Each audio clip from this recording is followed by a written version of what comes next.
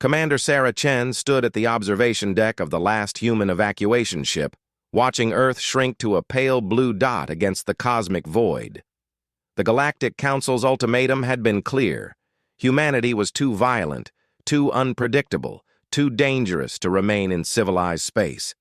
They had 72 hours to abandon their homeworld and never return.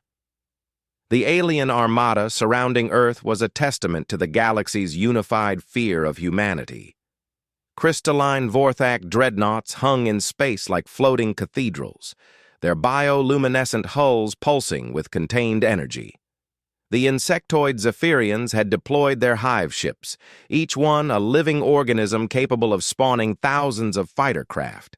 Even the usually neutral ethereal collective had sent their reality-bending vessels, ships that existed partially in hyperspace, and could phase through solid matter at will. "Ironic, isn't it?" muttered Dr. Marcus Webb, Earth's former ambassador to the Galactic Council. His diplomatic robes were torn and stained from the hasty evacuation. "They fear us because we're the only species that's never been conquered. Every other race in the galaxy has a history of submission, of bowing to superior force. We're the anomaly." Sarah turned from the viewport, her military uniform bearing the scars of the final battles on Earth's surface. The evacuation hadn't been peaceful. Several alien species had attempted to claim human territory before the exodus was complete, leading to brutal skirmishes that only reinforced the galaxy's perception of human savagery. "Captain Rodriguez is reporting from the engineering fleet," announced Lieutenant Jackson, his young face pale with exhaustion. "They've successfully extracted the quantum foundries from Luna Base. The industrial complexes from Mars are also secured, along with the genetic banks from Europa." Sarah nodded grimly. While the galaxy saw only refugee ships fleeing in defeat, they had actually orchestrated the greatest heist in cosmic history. Every piece of advanced technology, every industrial facility, every scientific breakthrough that had made humanity competitive with species thousands of years more advanced, all of it was being quietly relocated to their true destination.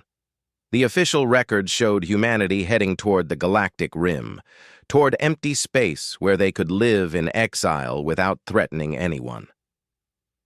What the records didn't show was the massive fleet of disguised vessels that had departed months earlier, carrying the bulk of human infrastructure to a location that existed only in the most classified military databases. "Signal from the Prometheus," Jackson continued, referencing the flagship of their hidden fleet. "Admiral Torres confirms that the Sanctuary Protocol is now active. All strategic assets have reached the designated coordinates." Dr. Webb raised an eyebrow. "The Corvin Nebula? That radioactive maze? The Council surveyed it centuries ago and declared it uninhabitable." "Which is exactly why it's perfect," Sarah replied. "The nebula's radiation interferes with long-range sensors, and the gravitational anomalies make navigation nearly impossible without our quantum computers. To the galaxy, it's a dead zone. To us, it's the perfect place to build something they never expected." The evacuation fleet consisted of 300 ships carrying 8 billion humans, the largest forced migration in galactic history. But these weren't defeated refugees. They were the most adaptable, resilient, and innovative species the galaxy had ever encountered, and they had just been given the ultimate motivation: survival through superiority. As the fleet approached the jump point that would take them beyond Council space, Sarah received an encrypted transmission from the advance teams. The message was brief, but electrifying. "Foundation established. Construction proceeding ahead of schedule. Welcome to New Terra." The jump to hyperspace felt different this time. It wasn't an escape. It was a strategic withdrawal. The galaxy had made a catastrophic error in judgment. They had assumed that exiling humanity would eliminate the threat. Instead, they had freed humanity from all galactic laws, all treaties, all restrictions on technological development and military expansion. "Estimated time to reach the nebula?" Sarah asked. 47 days at maximum burn," Jackson replied. The supply ships report full stocks of raw materials and fabrication equipment. We can begin immediate construction upon arrival. Dr. Webb was studying intelligence reports on his tablet. The Council is already moving to partition our former territory. The Vorthak are claiming Earth, the Zephyrians want the outer colonies, and the Ethereals are interested in our research stations. They think they've won. Let them celebrate, Sarah said quietly. In 50 years, when their children ask how the human empire conquered half the galaxy, they'll remember this moment. They'll remember that they had the chance to coexist with us peacefully, and they chose war instead. The fleet's destination was more than just a hiding place. Deep within the Corvin Nebula lay a cluster of mineral-rich worlds, each one perfectly positioned for the construction of the most advanced military-industrial complex the galaxy had ever seen. The nebula's unique properties would allow them to experiment with technologies that were banned or impossible in normal space. Lieutenant Jackson looked confused. "Empire, ma'am? I thought we were just establishing a survival colony." Sarah's expression hardened. "The galaxy has a disease, Lieutenant. They think strength comes from numbers, from ancient technologies handed down unchanged for millennia. They've forgotten how to adapt, how to innovate, how to fight for something worth dying for. We're going to cure them of that delusion." The evacuation ships continued their journey through hyperspace, their passengers unaware that they were about to become the founding population of the most aggressive expansion in galactic history. In the hidden cargo bays, advanced AI systems were already running simulations for new weapons technologies. Quantum foundries were being prepared to manufacture materials that existed nowhere else in the galaxy. And deep in the encrypted databases, military strategists were finalizing plans for the systematic conquest of every species that had voted for humanity's exile. The Corvin Nebula had been humanity's secret for over a decade. Long-range exploration missions had discovered its potential years before the exile, and contingency plans had been in place since humanity first joined the Galactic Council. The aliens had played directly into human hands, providing the perfect justification for what came next. As the fleet prepared to drop out of hyperspace, Sarah stood once again at the observation deck. This time, however, she wasn't looking back at what they had lost. She was looking forward to what they were about to build. "Begin Phase 1 of the Dominion Protocol," she commanded. "It's time to show the galaxy what happens when you corner the apex predator." The last transmission from Earth had been a simple message broadcast on all frequencies. "Humanity thanks the Galactic Council for their generous gift. We will make excellent use of our new freedom." At the time, it had been dismissed as bitter sarcasm from a defeated species. The galaxy was about to discover how wrong they were. 25 years had passed since humanity's exile, and the galaxy had largely forgotten about the dangerous species that once threatened their peaceful existence. The former human territories had been divided among the major powers, and life had returned to the comfortable stagnation that characterized most galactic civilizations. Trade routes hummed with commerce, diplomatic conferences settled minor disputes, and the great wheel of cosmic bureaucracy turned as it had for thousands of years. Deep within the Corvin Nebula, however, something unprecedented was taking shape. Admiral Elena Vasquez walked through the command center of Fortress Prime, the largest artificial structure ever built by human hands. The station was a marvel of engineering that defied conventional physics, its quantum-locked superstructure existing partially outside normal spacetime to avoid detection. Through the transparent aluminum viewports, she could see the sprawling industrial complex that humanity had carved from the nebula's heart. 12 worlds had been completely transformed into specialized manufacturing centers. New Geneva hosted the genetic laboratories where human evolution was being accelerated through carefully controlled enhancement programs. Every child born in the nebula possessed superior reflexes, enhanced cognitive abilities, and biological adaptations that made them immune to most known pathogens and toxins.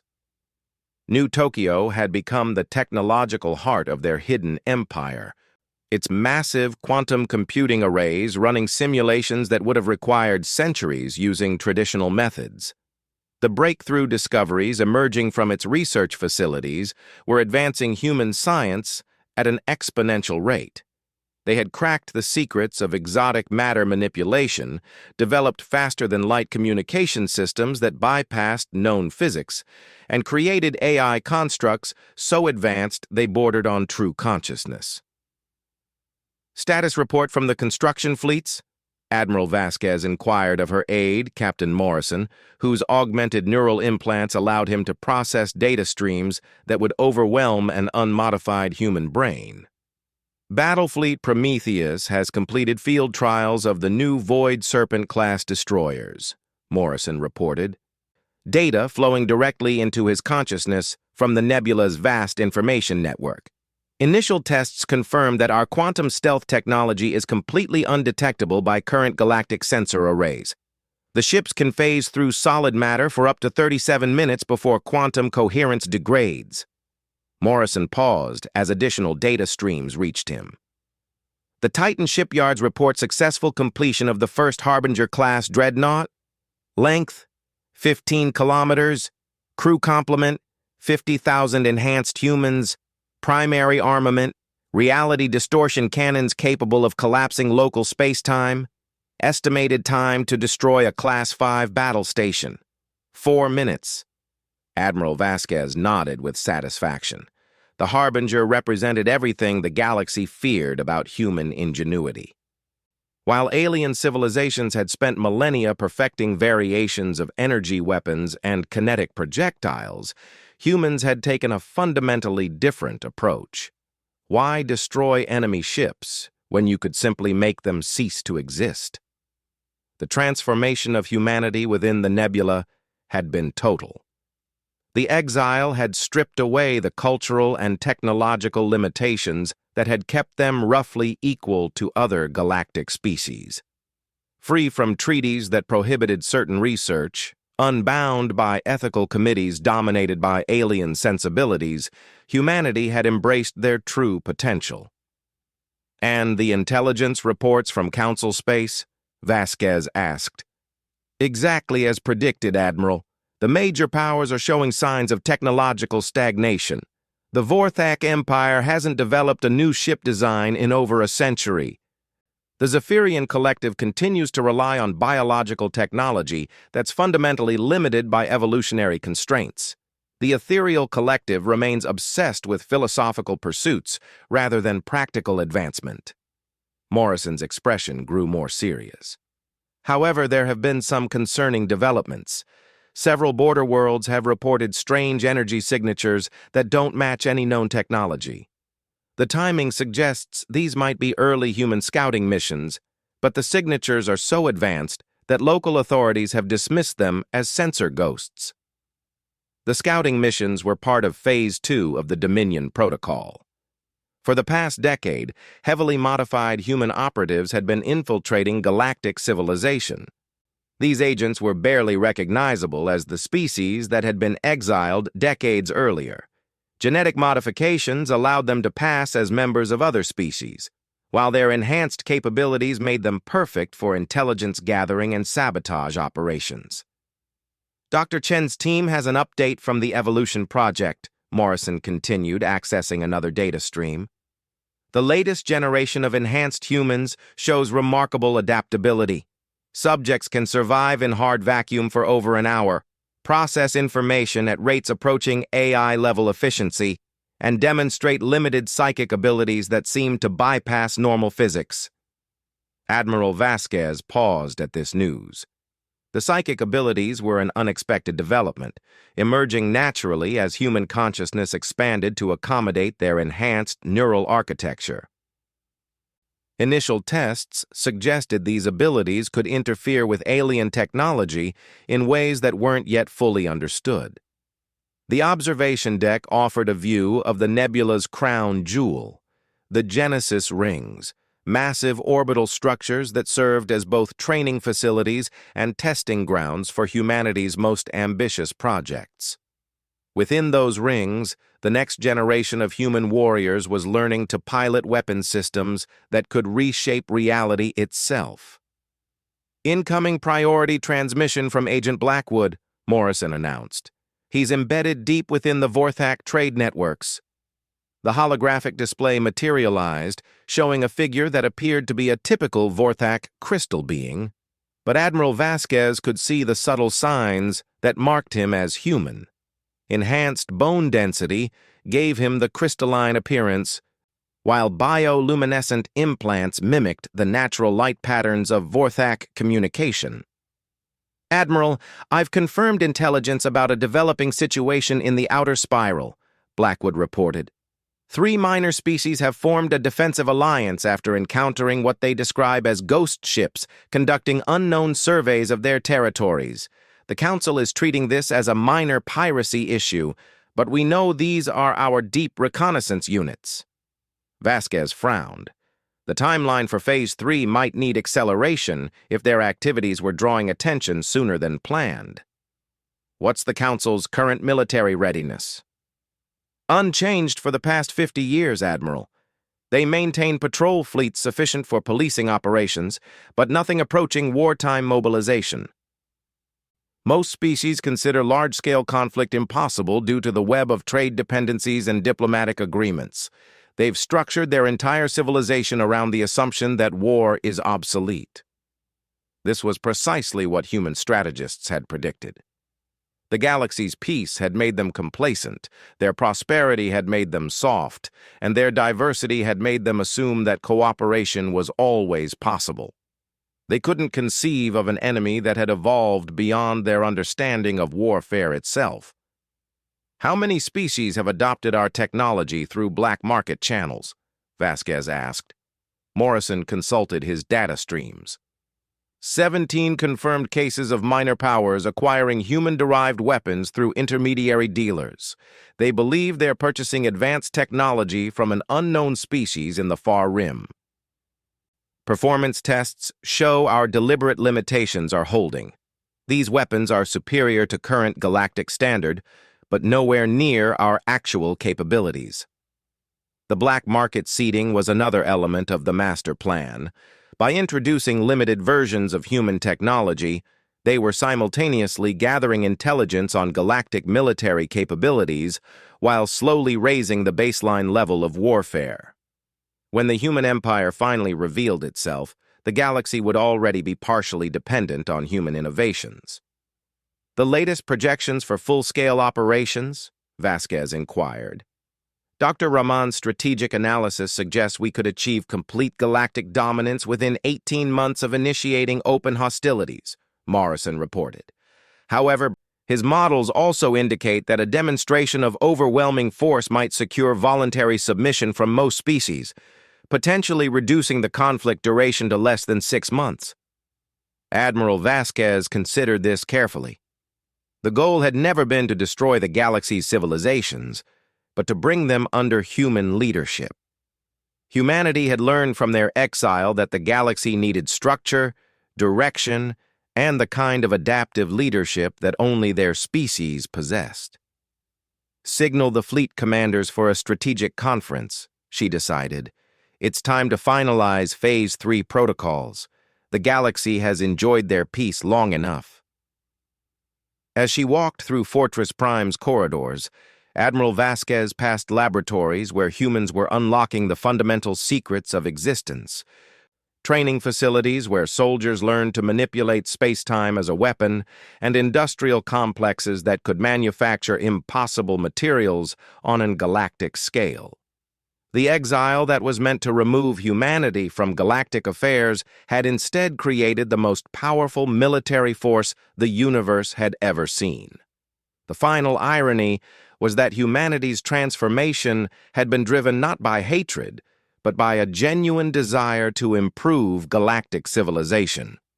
The species that had exiled them were stagnant, unable to evolve, trapped by their own success.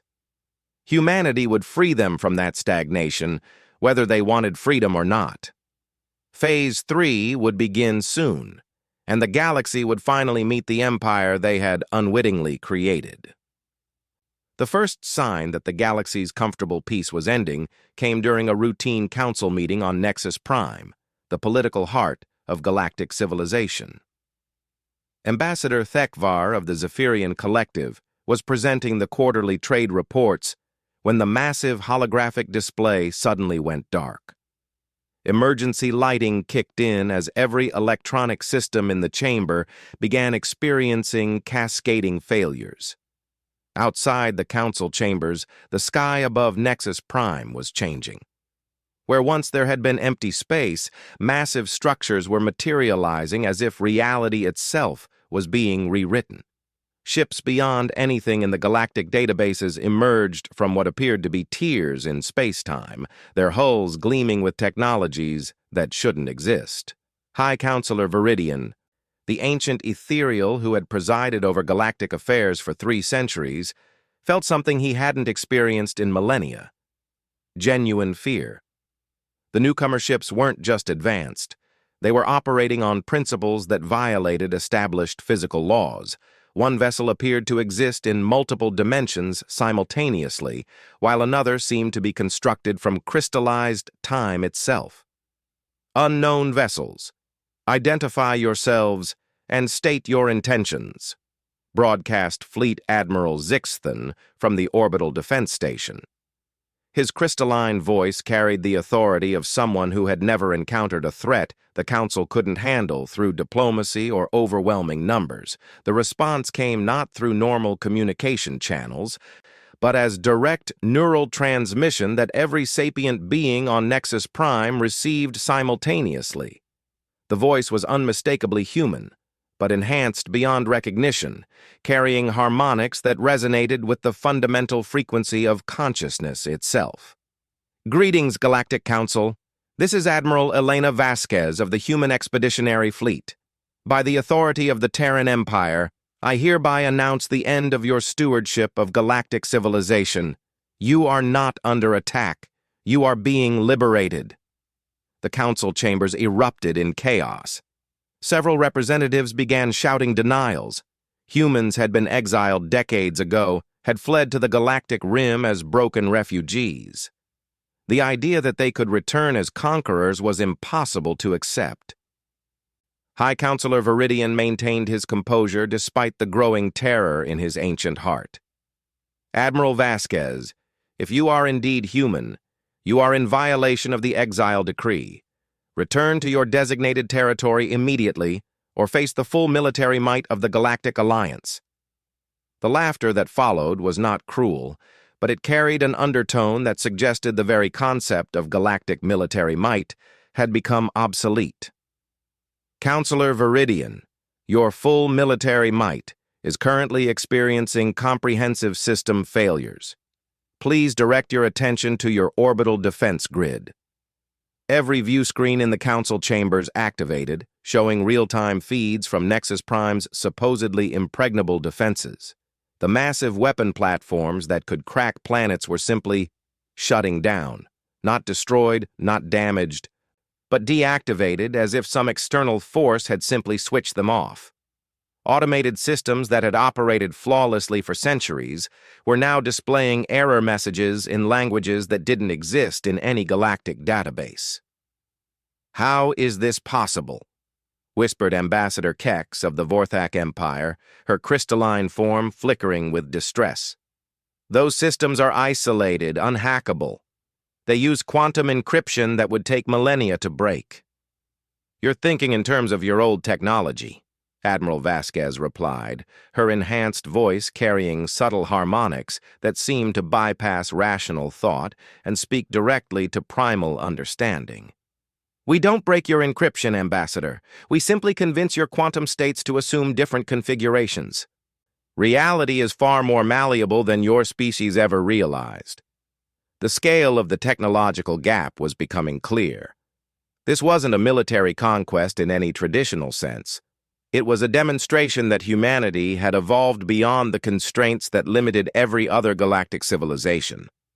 They weren't using superior weapons, they were using superior understanding of the universe itself. "Impossible," declared General Mordak of the Hegemony Defense Forces. "No species advances that rapidly. Evolution, technological development, cultural change, these processes require millennia. You've been gone for barely 50 years. "General Mordak, you're making the classic error of linear thinking," Admiral Vasquez replied. "Your species developed slowly because you never faced true existential pressure. Exile provided us with the ultimate motivation. When survival depends on advancement, amazing things become possible." The holographic displays around the chamber began showing live feeds from across the galaxy. Human fleets were materializing in every major system simultaneously, not through conventional faster-than-light travel, but through what appeared to be instantaneous translocation across cosmic distances. The scope of the operation suggested that humanity had been planning this moment for decades. "What we discovered in our exile," Admiral Vasquez continued, "is that consciousness itself is the fundamental force of the universe. Your species never learned to properly integrate technology with evolved awareness. You remained trapped by the limitations of your original biology. We chose a different path." The council representatives were beginning to understand that they weren't witnessing a conventional invasion. The human ships weren't deploying weapons or making demands for surrender.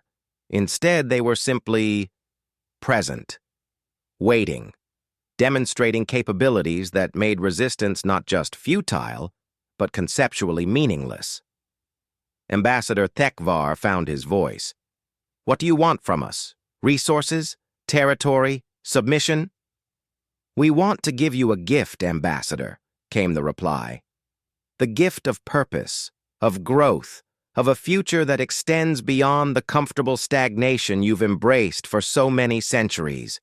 Look at your civilizations honestly. When was the last time any of your species produced a truly original idea? When did you last face a challenge that forced genuine evolution?" The silence that followed was damning.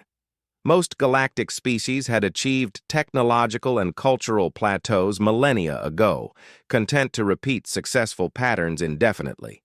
Innovation was discouraged as disruptive, change was seen as dangerous, and the primary goal of most governments was maintaining the status quo.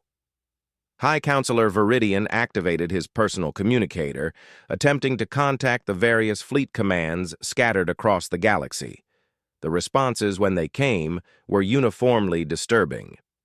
Every major military installation was reporting the same phenomenon. Their weapons were non-functional. Their communications were being monitored by unknown entities, and their personnel were experiencing what could only be described as consciousness modification. "You're conducting mind control on galactic populations," Viridian accused, his ethereal form wavering with outrage. "Not control, Counselor. Awakening," Admiral Vasquez corrected.